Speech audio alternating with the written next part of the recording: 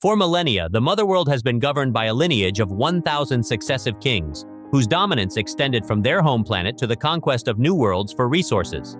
However, the reign of these monarchs was abruptly halted when an assassin eliminated the king and queen, putting an end to their bloodline. In the vacuum of power, Senator Belisarius seized control and embarked on quelling rebellions across the empire's outer reaches. To enforce his authority, Belisarius dispatched his ruthless commander, Atticus Noble, to suppress the insurgency. Atticus Noble, portrayed by Ed Skrein, arrives on the remote moon of Velt as the brutal admiral of the militaristic Imperium, representing the Motherworld, an interstellar empire sustained by centuries of expansion and conflict. Velt, a humble farming community, becomes the backdrop for Noble's arrival. Here, Cora toils in the fields while being pursued by Den, a local farmer. Cora, having spent only 2 seasons on Velt, describes herself as a product of warfare, having been stripped of the notion of family during her transformation into a soldier. As the dreadnought descended into their atmosphere, the villagers were filled with apprehension. Cora quickly sounded the alarm among them.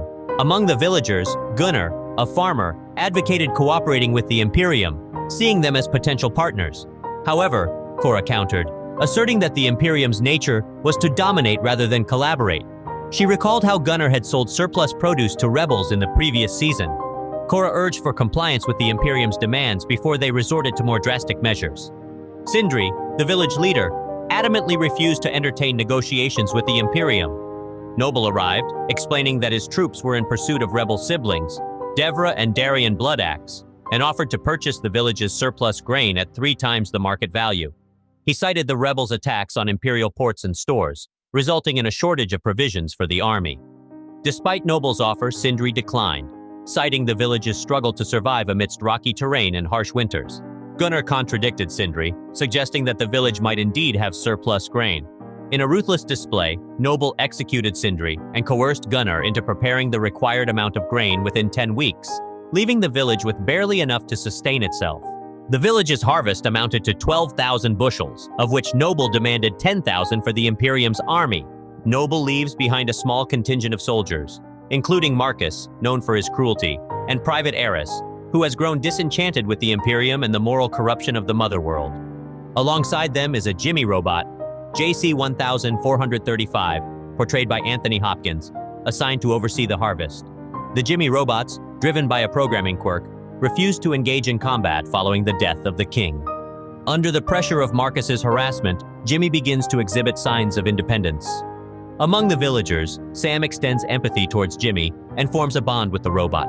Jimmy confides in Sam, recounting the tale of their slain monarch and his daughter Isa, who is meant to bring about peace and prosperity throughout the empire. Jimmy draws parallels between Sam and Isa, emphasizing that Jimmys were created to safeguard Isa.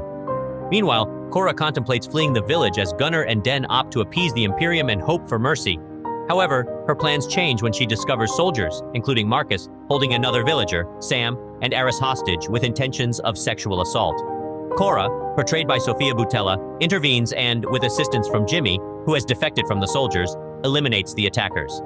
This act is unprecedented, as Jimmy robots had abstained from killing since Isa's demise. Cora warns the villagers that Noble will unleash a massacre upon his return, unless they organize a defense.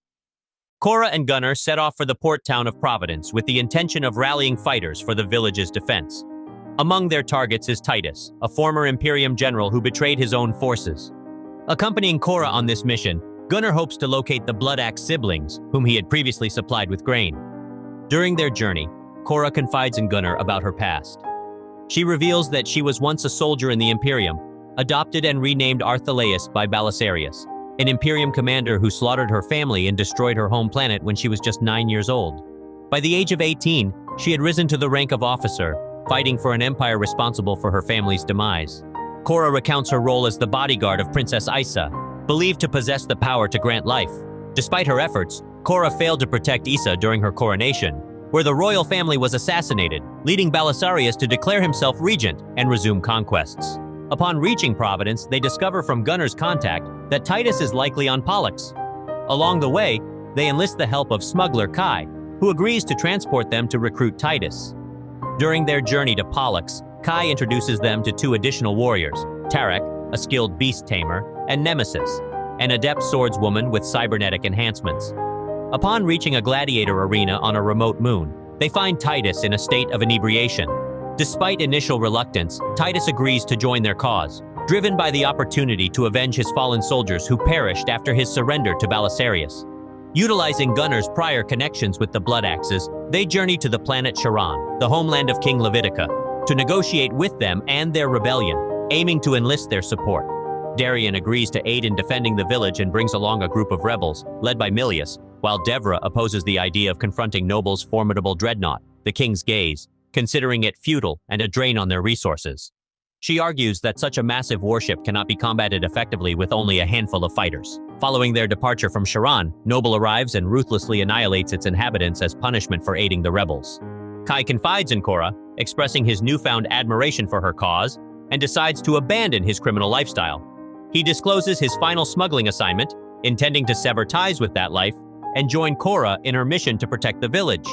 Taking them to a trading post where Noble's vessel has docked, Kai betrays the group, except for Gunnar, revealing his intention to turn them over to Noble in exchange for the bounties on their heads, a decision he had apparently planned all along. Noble singles out Korra, Tarek, Nemesis, and Titus due to their backgrounds. Korra and Titus as defectors, Tarek as a former prince turned criminal, and Nemesis as the avenger of her slain children, having killed several Imperial officers in retaliation. Noble envisions presenting their bodies to the Regent as a means to secure his status as a hero of the realm, earning himself a coveted seat on the Senate.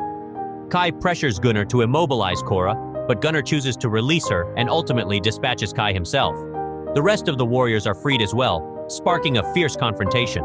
In the ensuing battle, casualties include Darian and Noble, the latter meeting his demise at Korra's hands. Darian sacrifices himself to destroy Noble's vessel, a pivotal action ensuring the survival of the remaining fighters. They subsequently return to Velt together, while Jimmy observes from a distance as they make their way back to the village. Motherworld forces retrieve Noble's body, and he undergoes a resurrection after communing on an astral plane with Belisarius. Belisarius tasks Noble with quelling the rebellion and capturing Korra alive for his personal execution. In the expansive galaxy under the iron grip of the oppressive Imperium, governed by the formidable Motherworld, the tranquil moon of Velt becomes the battleground for Korra's shattered dreams of peace. The Admiral's noble Imperial forces descending upon the village to claim its vital crops, Korra realizes that defiance is her only recourse to protect her home.